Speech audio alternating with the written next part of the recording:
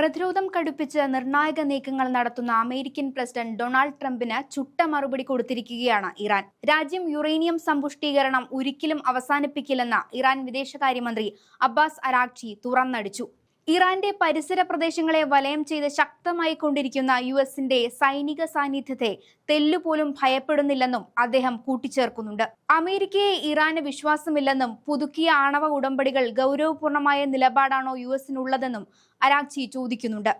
തന്ത്രപ്രധാന പങ്കാളികളായ ചൈനയും റഷ്യയുമായി ഇറാൻ ചർച്ചകൾ നടത്തുന്നുണ്ടെന്നും അദ്ദേഹം കൂട്ടിച്ചേർക്കുന്നു.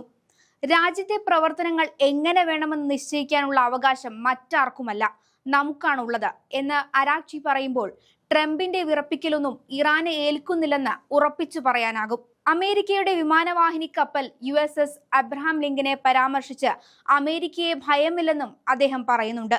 പടക്കപ്പൽ വ്യൂഹത്തിലെ എബ്രഹാം ലിങ്കൺ ഉൾപ്പെടെ കപ്പലുകളും പോർവിമാനങ്ങളും ഒന്നിച്ചു നീങ്ങുന്ന ദൃശ്യങ്ങളും US സെൻട്രൽ കമാൻഡ് പുറത്തുവിട്ടിരുന്നു.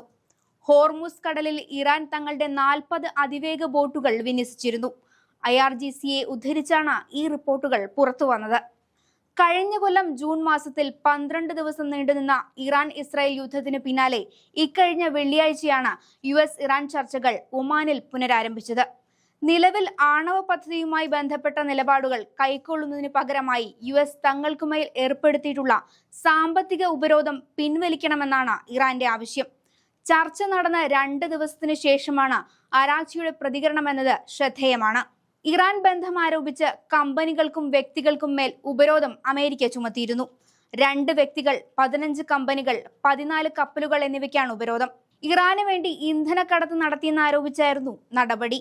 ഇറാനെതിരെ അമേരിക്കൻ ആക്രമണം ഉണ്ടാകുമെന്ന ആശങ്ക നിലനിൽക്കുന്ന സമയങ്ങളിൽ ഇറാൻ പരമോന്നത നേതാവ് ആയത്തുള്ള അലി ഖമേനി പലവട്ടം മുന്നറിയിപ്പ് നൽകിയിട്ടുണ്ട്.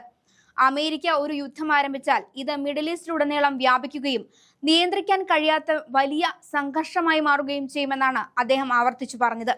ഇറാന്റെ ഈ നിലപാട് വെറും ഭീഷണി പ്രസംഗം മാത്രമല്ല, മറിച്ച് പ്രാദേശിക സഖ്യങ്ങളിലൂടെ പ്രതികരിക്കാനുള്ള കഴിവ് ഇറാനുണ്ടെന്ന് മുന്നറിയിപ്പുമാണ് വിലയിരുത്തുന്നത്. ഇറാൻ നേരിട്ട് ഏറ്റുമുട്ടൽ ഒഴിവാക്കിയാലും പരോക്ഷമായി പ്രതികാരം നടത്താൻ സാധ്യതയുണ്ടെന്നാണ് അമേരിക്കയുടെ മറ്റൊരാശങ്ക. അതിനിടെ 4 പതിറ്റാണ്ടുകളായി നടക്കുന്ന ഇറാനിലെ വ്യോമസേനാ കമാൻഡർമാരുടെ വാർഷിക കൂടിക്കാഴ്ചയിൽ ഇത്തവണ ഖമേനി പങ്കെടുത്തില്ല. ഇന്നലെയായിരുന്നു കൂടിക്കാഴ്ച നടന്നത്.